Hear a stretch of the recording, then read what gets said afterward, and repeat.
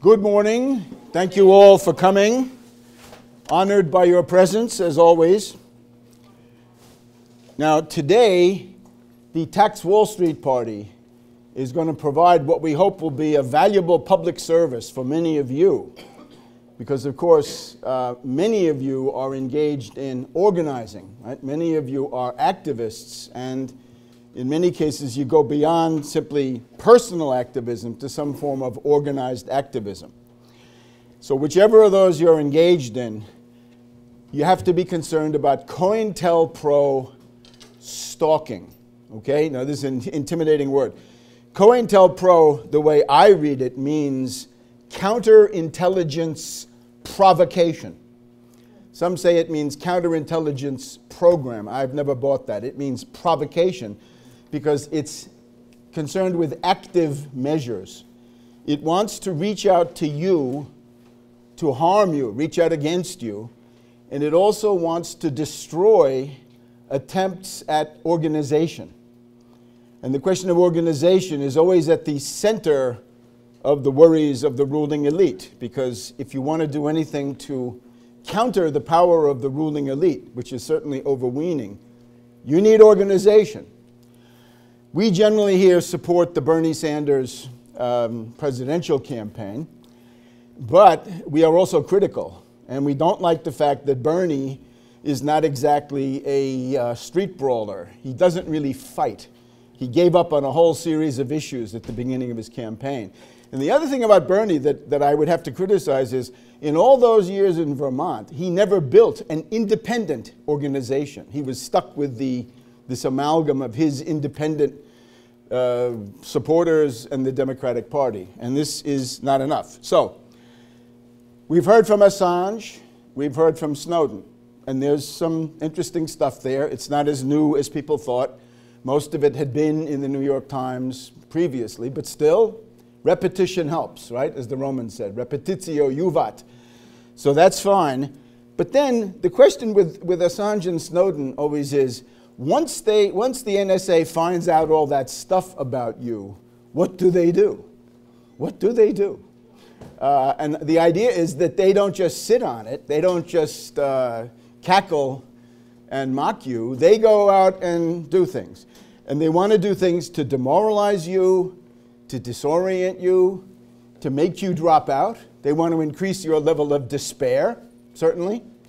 So that's what they do. So that's what we'd like to talk about. And you'll see that it has a history and it has a methodology. So look, once the NSA has done its work, wiretapping, computer monitoring, and so forth, this information is given over to groups that are called fusion centers. And the fusion centers are a kind of hybrid. They're like a public-private partnership where you have the FBI and all the federal agencies, and they get together and they essentially organize the information. And these people are not so far from you, right? There are quite a few of them. Then they go on with surveillance role players and other personnel, which are specially trained and specially prepared for these missions. And then we get into things like person-to-person spying, eavesdropping, and then elicitation. Elicitation being a series of techniques that they have to get you to tell them everything, to tell them all about yourself simply by saying a phrase and leaving it hanging in the air, and the expectation is that you're going to come along and complete it. Then we have political harassment, the famous trolls of the internet, people who spend their entire waking day doing nothing but slander and vilification. No contribution to class struggle, no contribution to anybody's organizing agenda. Political sabotage, right? They might say, don't go to this room, go to the other room, simple stuff, right? Things that you've been around for decades.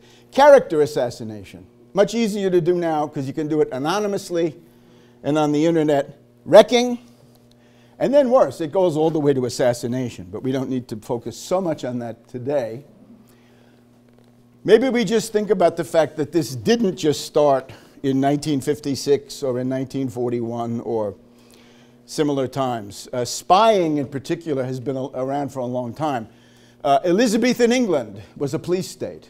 Good Queen Bess presided over a police state. Why? Because the population, especially the nobility, especially outside of London, were Roman Catholics. And her power was based on being a Protestant.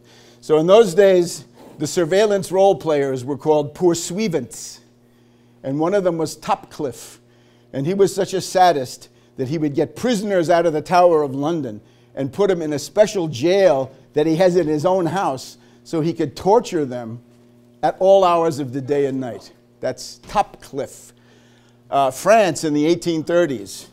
We're going to find a couple of little typos here. So after the Bourbon kings were brought back, after Napoleon was kicked out and they brought back the Bourbon kings, there was a police state. And I'll just give you a little look into this. Austria is a good example. People don't realize this.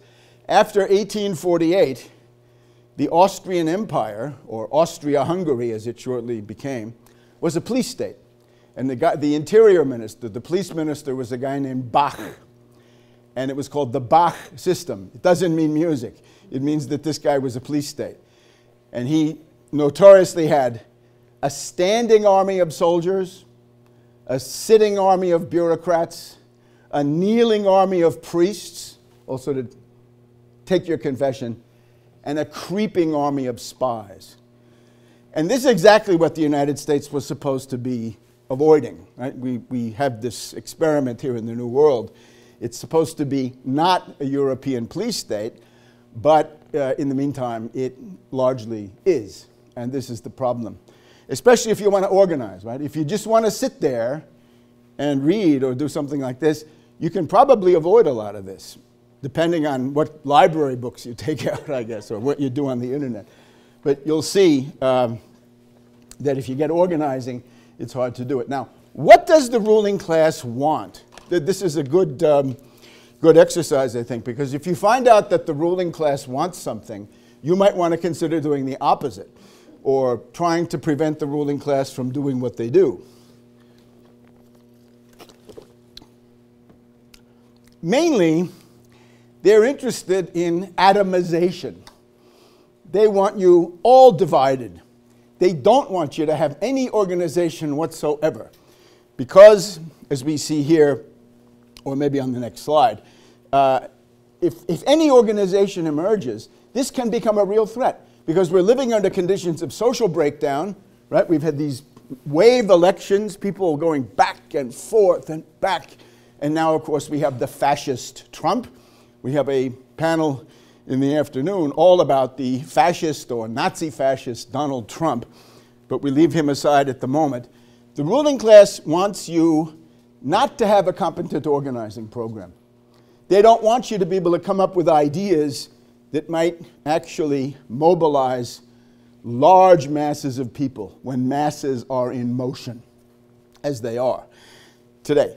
They want to prevent the emergence of an organized opposition. As long as you're atomized, they have nothing to fear. They want to prevent the emergence of capable leaders.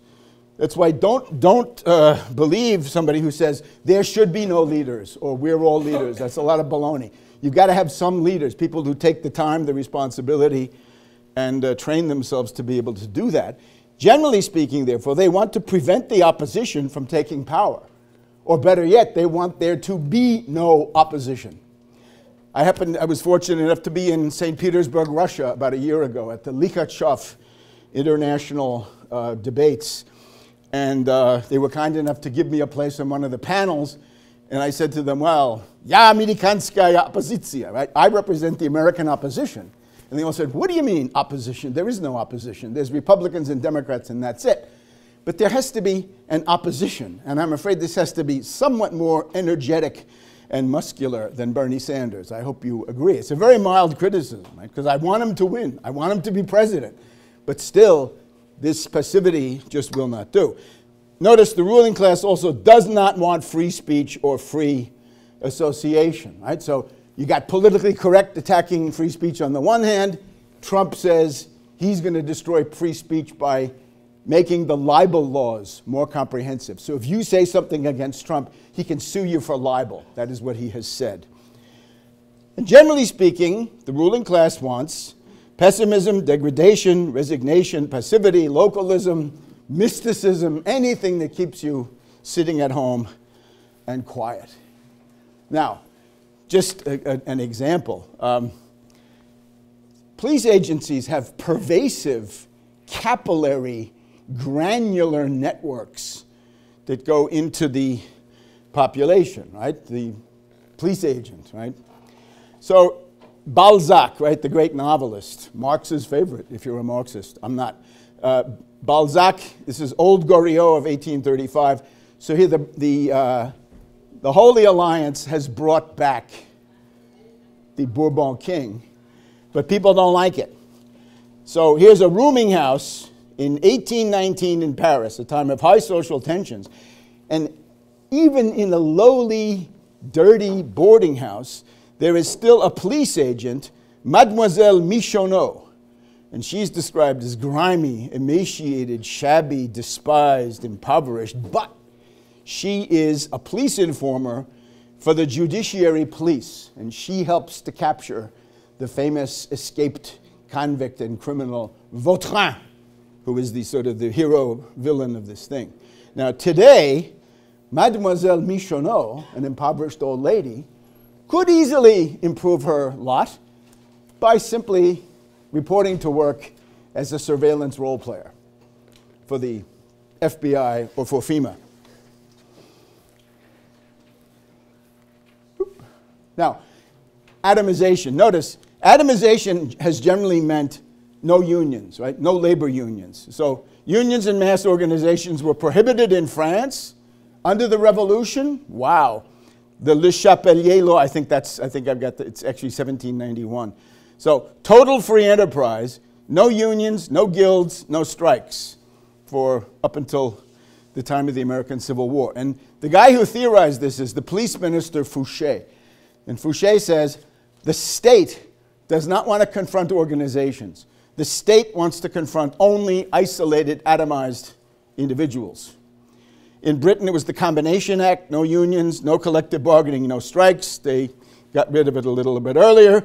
And of course, let's not forget that the hero of the workers, Trump, has been resisting the culinary workers, Local 226 of Unite Here, in his Las Vegas hotel. So we call on that fascist billionaire to bargain collectively and in good faith. Now, COINTELPRO 1.0 was what we had in the Vietnam era. I am a veteran. I mean, not of Vietnam, but of the anti-Vietnam. As Trump says he had his own personal Vietnam. Remember Trump's own personal Vietnam? Avoiding venereal disease despite his lifestyle. But we're not so sure. Well, they put in the actual one, so he has to have his own. Some of his behaviors suggest congenital syphilis leading to dementia praecox. Okay? So, counterintelligence and provocation. So, according to the story, it was started by J. Edgar Hoover as late as 1956. And you can see what they wanted to do. To increase factionalism, cause disruptions, and win or cause defections in the Southern Christian Leadership Conference, the Communist Party, SNCC, CORE, SDS, and so forth. And then other organizations coming out of them. So they spread disinformation, ruin the public reputations of individuals and groups, target Martin Luther King. But also notice, this is not a criminal investigation. None of this stuff these groups are doing is necessarily illegal, probably 0% illegal. But they want to harass you under the cover of a theoretical investigation. You say, why are you doing this? Because we have to gather information. So I have to come to your office and tell your boss that you're a subversive. And what does he know? And yet you're fired, but that's just an investigation, right? That's what they do. Cause public and private quarrels, foment faction fights among New Left and black civil rights leaders and groups. And this, my dear friends, has not changed.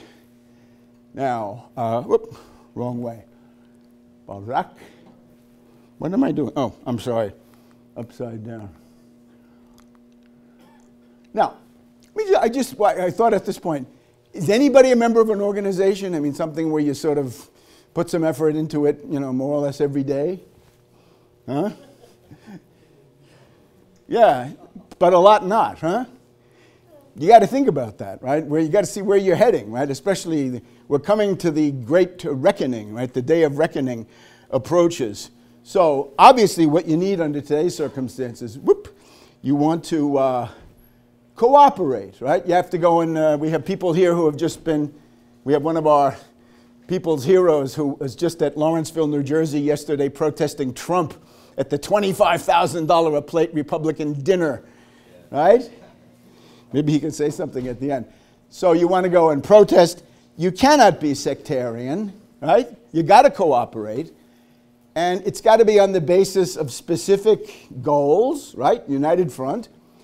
And you can, if even a small organization, you can catalyze larger forces under conditions of breakdown if you have the right idea. And the reason the ruling class wants COINTELPRO is to avoid this. Now, our knowledge of this goes back to the Church Committee and the Pike Committee in the middle 1970s. Congressman Otis Pike of New York had a committee in the House that actually cited Henry Kissinger for contempt of Congress. That is one of the more serious things that was done. I see people don't know, huh? That's not in your textbook, huh? So that was a great thing. That was a great day. Kissinger ignored it. The Church Committee says many of the techniques used by the FBI and so forth would be intolerable in a democratic society, even if the targets had been involved in violent activity, but they weren't, 99% of them. It went far beyond it. The Bureau, the FBI, conducted a sophisticated vigilante operation squarely aimed at preventing the exercise of First Amendment rights of speech and association on the theory that preventing the growth of dangerous groups and the propagation of dangerous ideas would protect national security and deter violence in the future. Now that's illegal.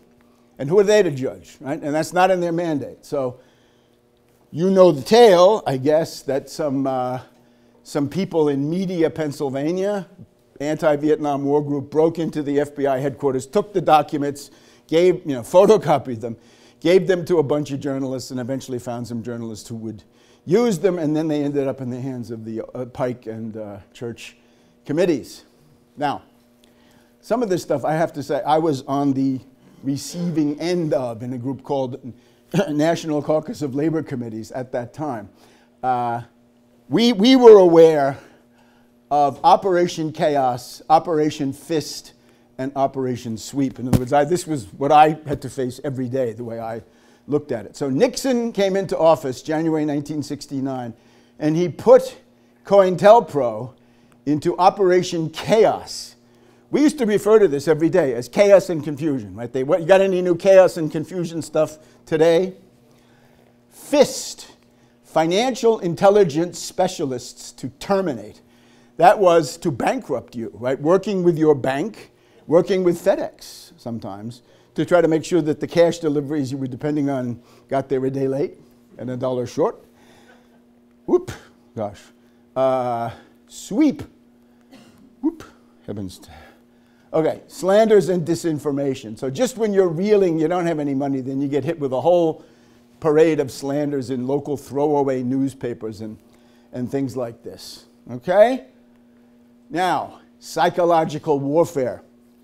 This especially involves leaders, but also it can involve anybody. The goal here, the police agencies want to play on personal Jesus, I'm so sorry. They want to play on personal animosity, resentments, anti-leadership, and anarchoid sentiments. And some people say, nobody tells me what to do. Well, that's dysfunctional. I'm sorry. There's going to have to be an organized form of resistance, and eventually, if it's a reasonable request, you should consider doing it. And then we get the NAG network. This is a typical form. This has been around. This is actually a personality structure. This was not invented by the FBI. A disgruntled misfit retires to the periphery of an activist group, starts a campaign of sniping, carping, by bringing marginal elements into the orbit, right? So you set yourself up with a little court. The big question to ask these people is, are you directing most of your activity towards the class enemy? Or are you always involved in fraternal fratricide, right? You're always attacking somebody nearby. And then we have this interesting problem of rotten democracy, right? When you come into some group, a lot of people come in there first and say, well, now I'm here, we got to have elections every week. We got to have chapters, we got to have a whole bureaucracy. And this eventually leads to nothing. And this is rotten democracy. In other words, it says, I just came in, I walked in the door, and now I want as much say as the guy who's been here for 10 or 20 years, working every week. It doesn't work this way, right? It is not possible to impose these purely formal criteria of democracy. The only way it works is if people are contributing and also if they're developing. Gang and counter-gang. Now, here we're talking about the Mau Mau of Kenya in the 1950s. So it's a method of British colonialism. Along comes the British Army, and they say, look, we have these Mau Mau running around. What we need to do is to create our own Mau Mau and have them commit the worst atrocities, and then we'll blame that all on the original Mau Mau, because nobody can tell the difference. This is Brigadier General Frank Kitson. He writes on gang, counter-gang, and low-intensity operation. So, as the British saw, the trick is to create or promote a Delphic version of you, something that looks similar. It's the classic example, of course, is Plato and Aristotle, right? So Plato is the way to go, in my view. So the oracle of Apollo at Delphi, Delphic, create somebody who looks sort of like Aristotle, sounds a little bit like Aristotle, but is the opposite of Aristotle, and the average person can't tell the difference, right? And I don't want to bore you, but as I've gone through life, I've had counter gangs against me. I don't want to glorify anybody, but that's what happens. So outwardly similar, but with an utterly different method. And the way you can tell the difference, you learn this in Washington, where I operate. An analysis commits a person to nothing. And when you go to Washington for the first time, at least it used to be this way, you'd hear people give a good analysis of a problem. And then you were expecting some enlightened solution. And what they come up with is absolute insanity. Right? And you say, what the hell do those action points have to do with the good analysis you just gave?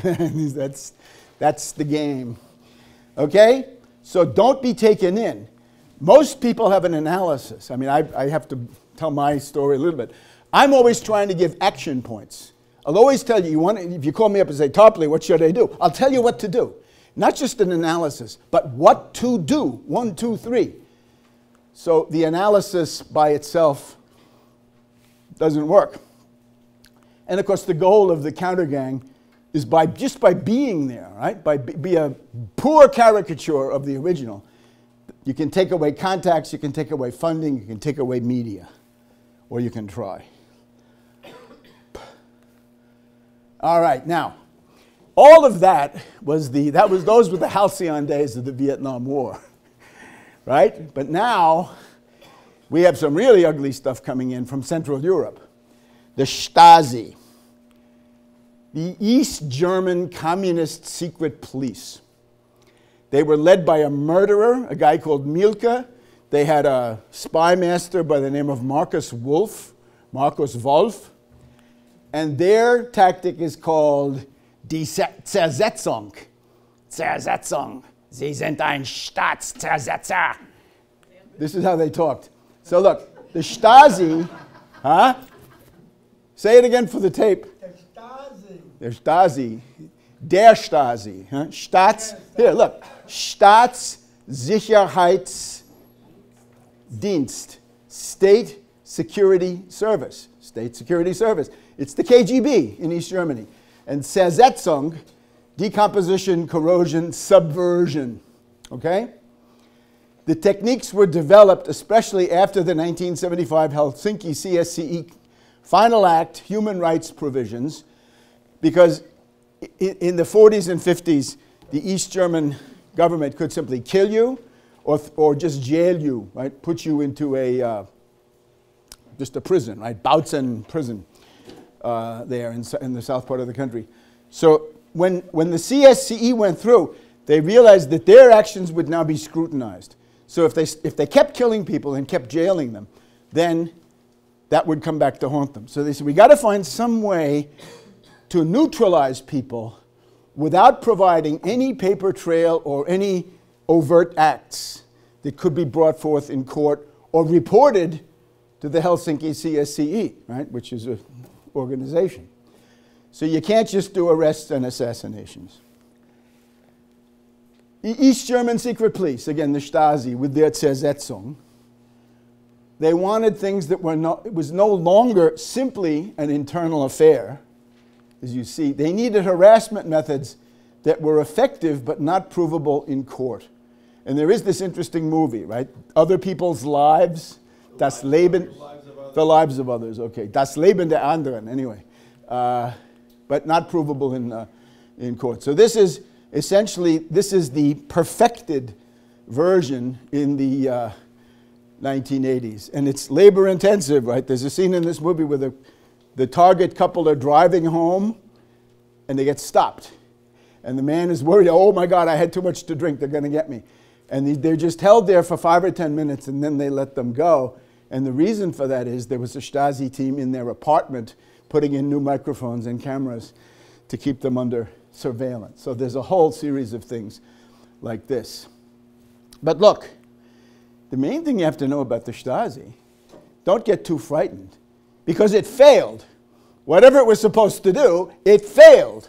So there is something in the human spirit that you can turn to, and I urge you to do it. Now, I'm not telling you this stuff to be scared, no. That it had feet of clay. It was politically bankrupt, right? And therefore you could bring it down. All right, now, COINTELPRO 2.0, how is it different? Well, first of all, it incorporates all that stuff from COINTELPRO 1.0. In other words, whatever you can do with spies, provocateurs, operatives, right? Get in between two leaders and try to cause a fight by telling one thing to the other. And one thing, we had a case recently where one COINTELPRO role player, he wrote a letter, he said, watch out, they're going to take away all your funding, and it's all because of that other guy. And they sent the identical message to two people at the same time, right, to turn the two of them against each other. So this builds on COINTELPRO 1.0. It incorporates now the Stasi methods, whatever can be gleaned from them.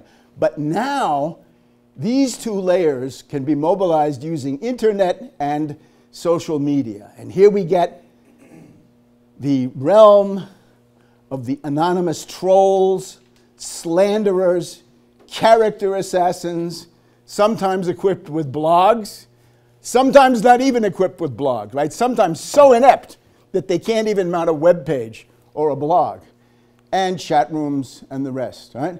And as an industry, this employs hundreds of thousands of unemployed or underemployed misfits, largely, right? People who can't get a real job in some other area, and man, are they disgruntled.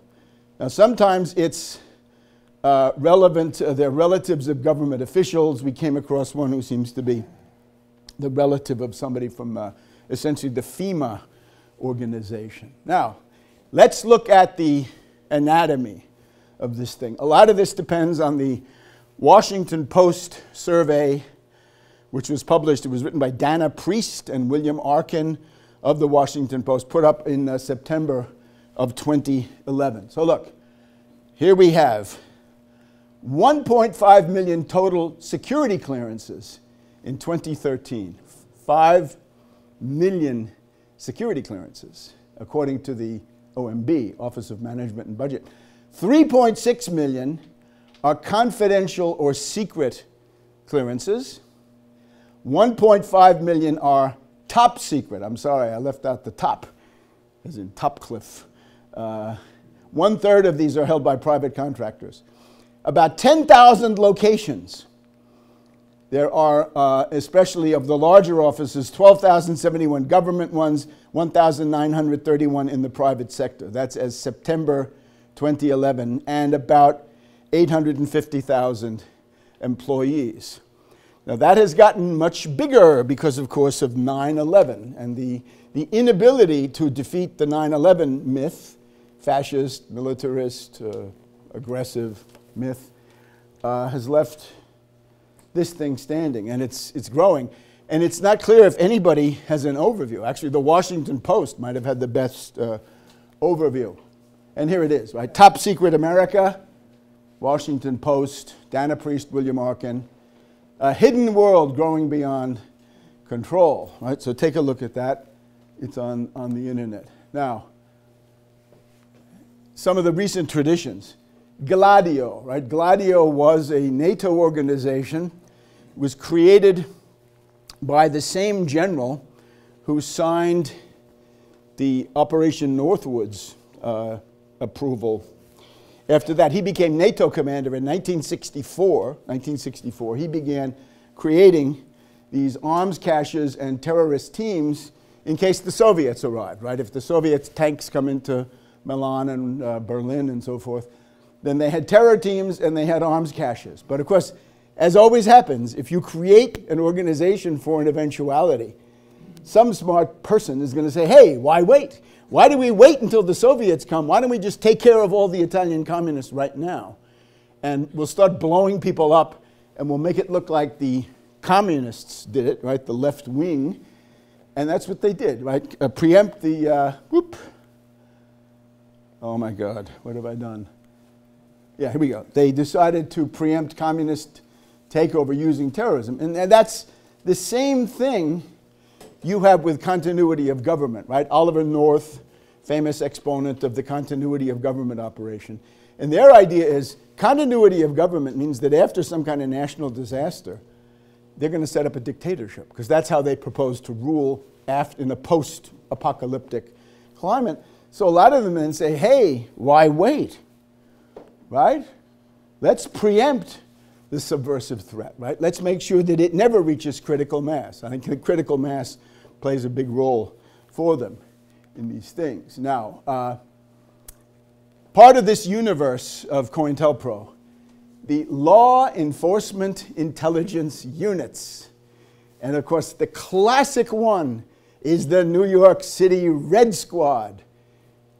And I should think that a lot of you would be smiling. You don't know what the New York City Red Squad? What? Never. What? Never. There's a special unit in the New York City Police Department, which is the Red Squad.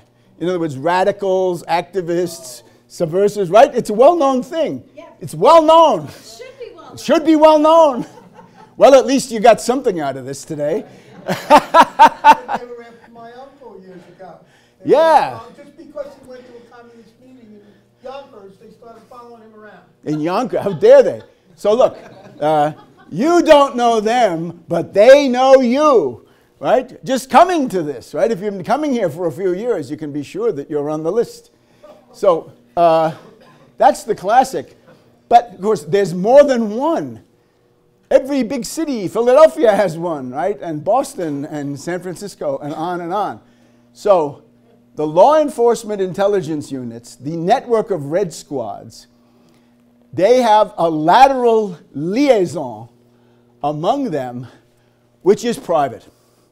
It's private. I mean, something like Interpol. Interpol is private too, as far as I can see, but this is a really extreme case.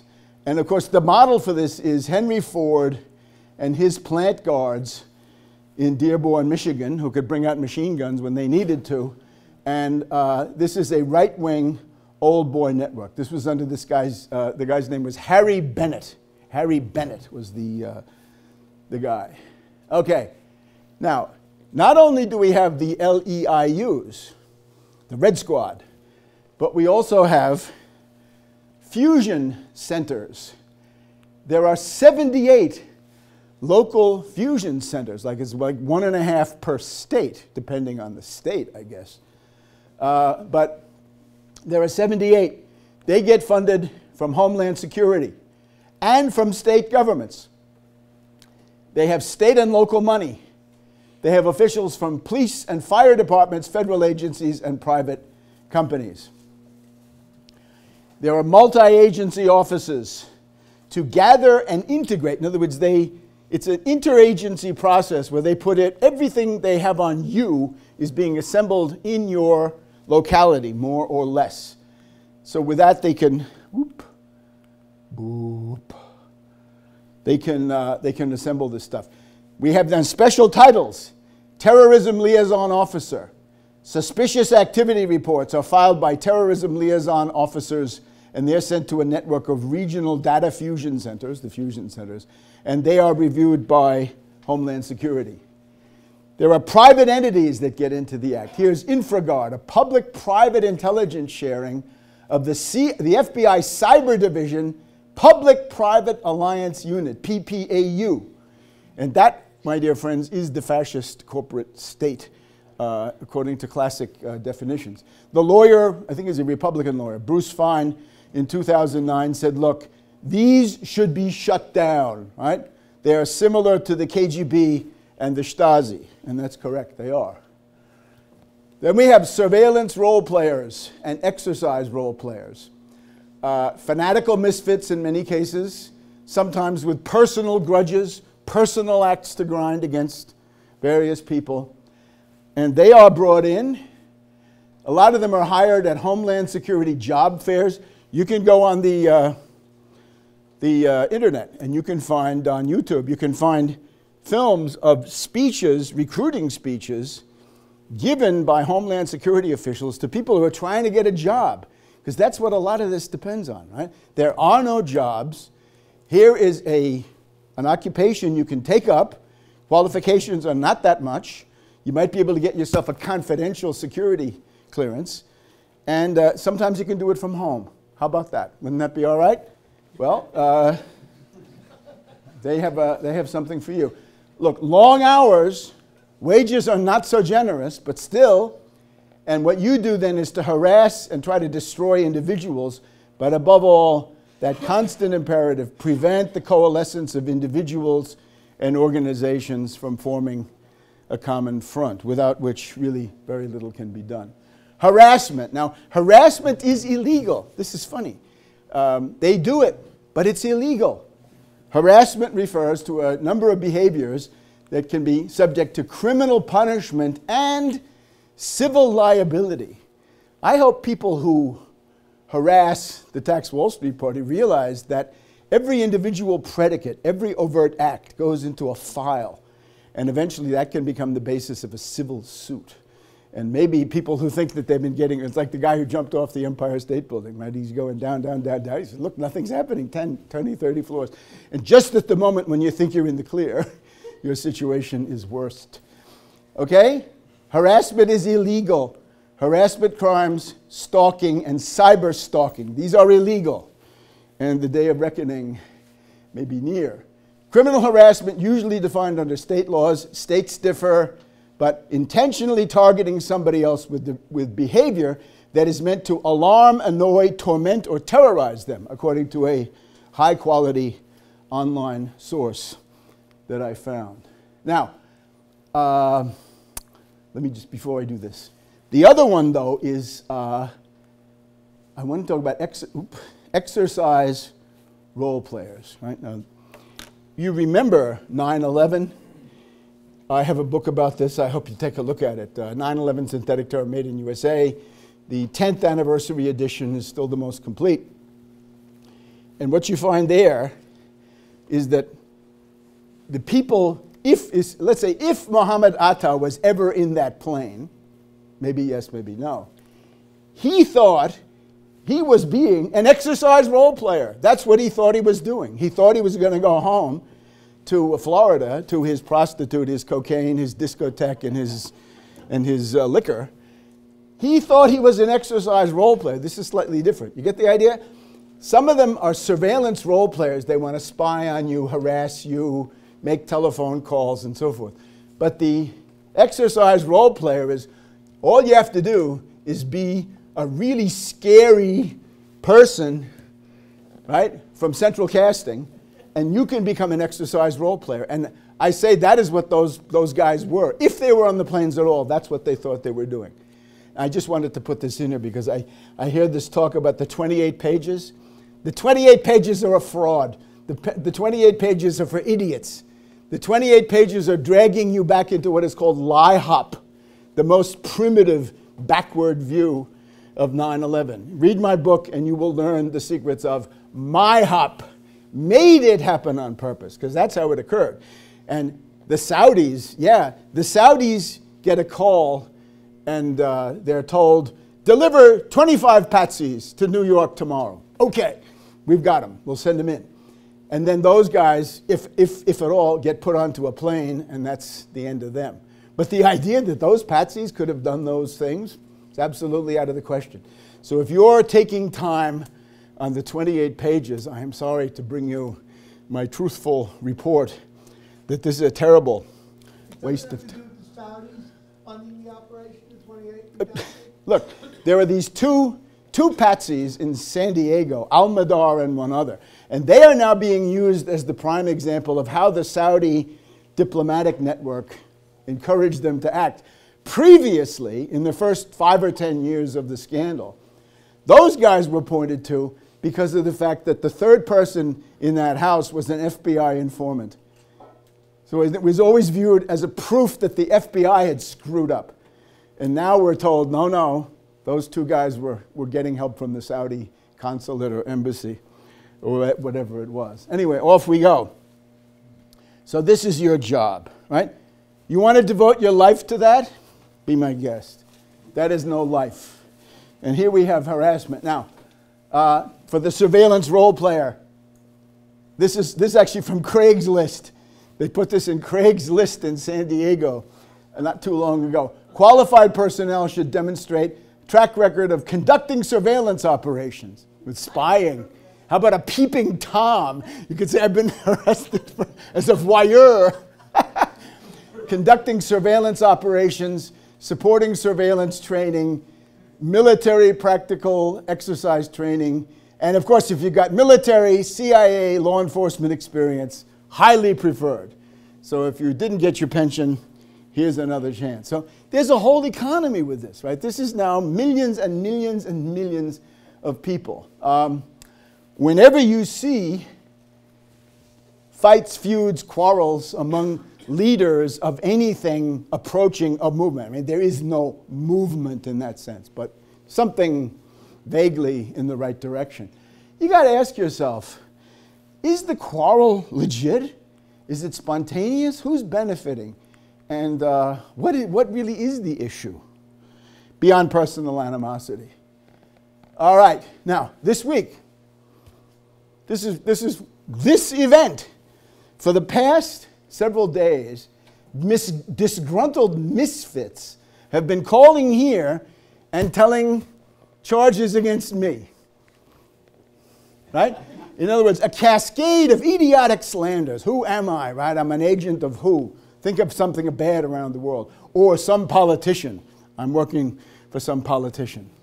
So it's all absurd, right? With fantastic charges. So these persons, of course, are obscure. Many of them have no websites. But man, they're persistent. And this is their job, right? They have to do this. This is what they get, their pleasure in life. How about the COINTELPRO housewife of today? Remember Madame Michonneau, the poor lady from Balzac at the beginning, so poor. So suppose you're a marginal clerical employee, hard times, you need supplemental income, got to get something for your son's resume they can help you with. You can counter-organize contacts on Facebook. It's very labor-intensive, but you can do it. You have a den mother persona, you're good at duping people, you can slander, and you retweet from accounts that nobody follows, but when you look it says, you know, retweeted 25 times. So this is now a human type in the current human comedy or tragedy. How about this one? COINTELPRO Misfits on the March. I have a radio program. It's called World Crisis Radio, GCN Live, posted every Saturday evening. Many of my guests, as soon as they've been on, get phone calls from people saying, you don't know who Tarpley is. Tarpley is a villain. Tarpley is an embezzler. Right? Tarpley is a Satanist. God knows what. Right? You name it. They tell it. Now, in earlier times, these comments would have been found in toilet stalls at the lower level of Grand Central Terminal. But today, they're on the internet, so everybody can see it, right? And there's that one about, well, I won't go that famous rhyme that comes to mind, but I won't. How do these people survive financially while they, troll, right? They're full-time trolls, counter-organizing, 10, 12 hours a day. I think in many cases a financial stipend from through some cutouts, intermediaries, go-betweens, FBI, COINTELPRO. Now here's the important question also for everybody. One of the ways this whole enterprise works is that people are cynical and they don't believe that rapid and sweeping social change is possible. It's actually within reach right now. But if I go to somebody and say, gee, I got a whole torrent of bad emails today. There's one guy that wants to kill me. There's one guy that wants to string me up. There's another guy who wants to, crucify me upside down, whatever it is. I feel bad. And I say, I think that's the goddamn Homeland Security. Again, now, suppose you have somebody there and they say, no, what, you? You're not important. Why would they do that? You think they're going to take 10 minutes? Except they are wrong. That small, even individuals, right? To be sure, individuals, small organizations, you can be extremely important. You realize you are worth harassing. You're worth it. The price of harassment has come down and your importance has gone up.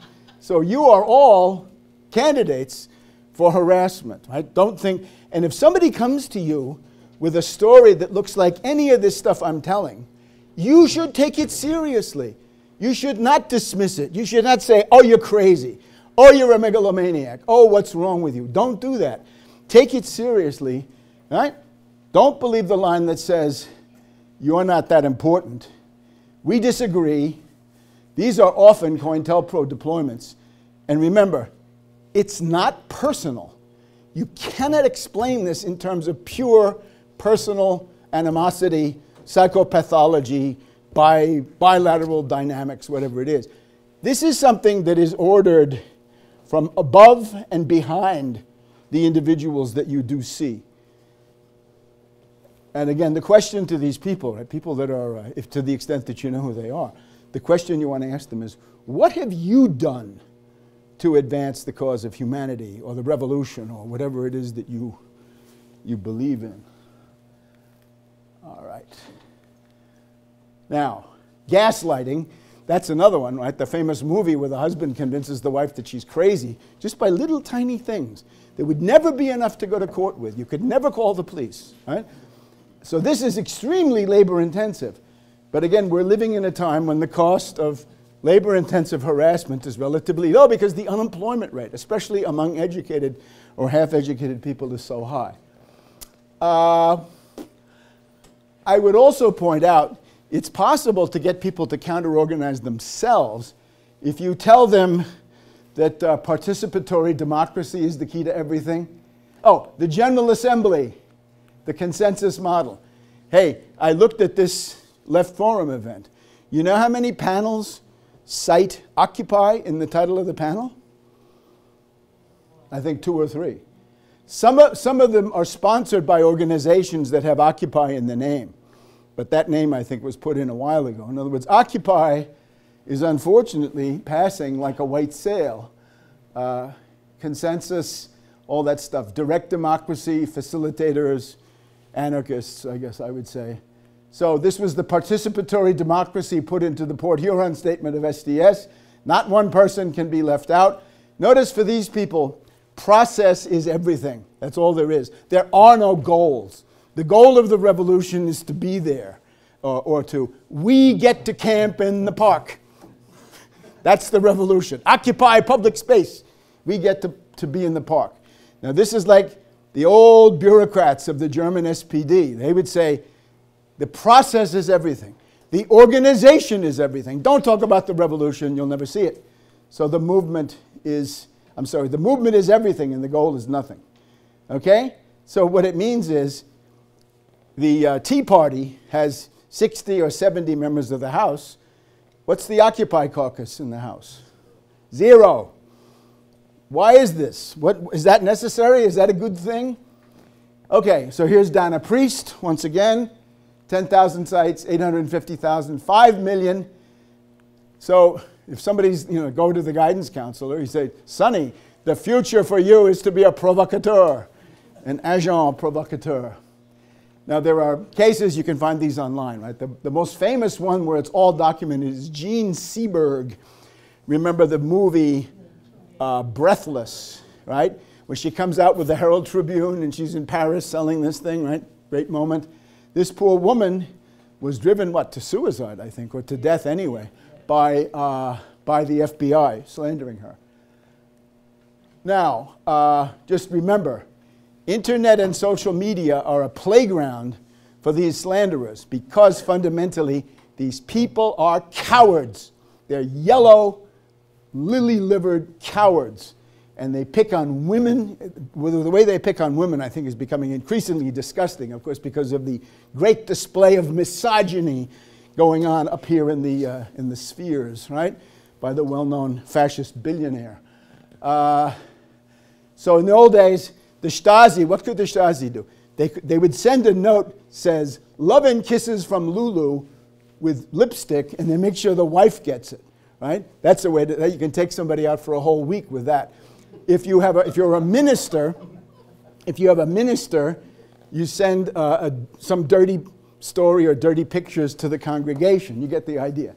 Or scurrilous posters on the wall near where you live. Well, that's obviously very limited, very vulnerable. Today we have Twitter, Facebook, all this stuff, right? So COINTELPRO can take advantage of all of those things. They call it touchless torture.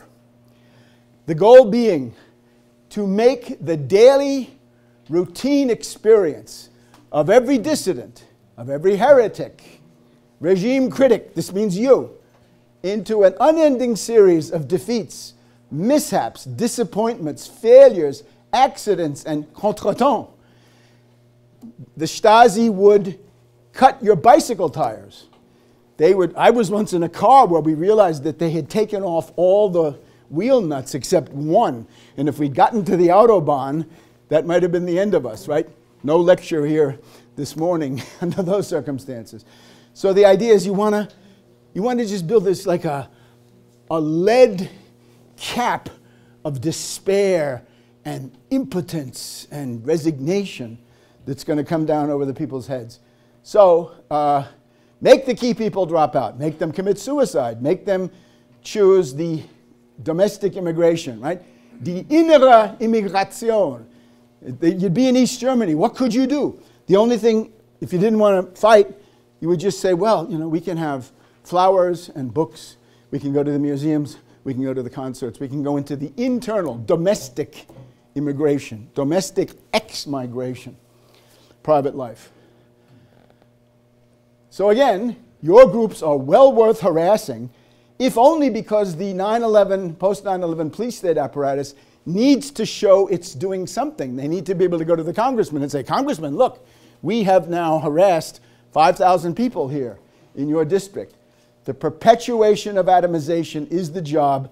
You should assume you are a target. If you've done anything, right, as soon as you've done something, you may be the target. And then the bigger lesson, of course, there is a reason why they want to atomize you and make you leaderless and bereft of program, because under those circumstances, you can't pose any threat to them. So the answer to all this, right, the universal remedy for everything that I've said is get yourself organized, and of course, in the form of the Tax Wall Street Party. And there we are.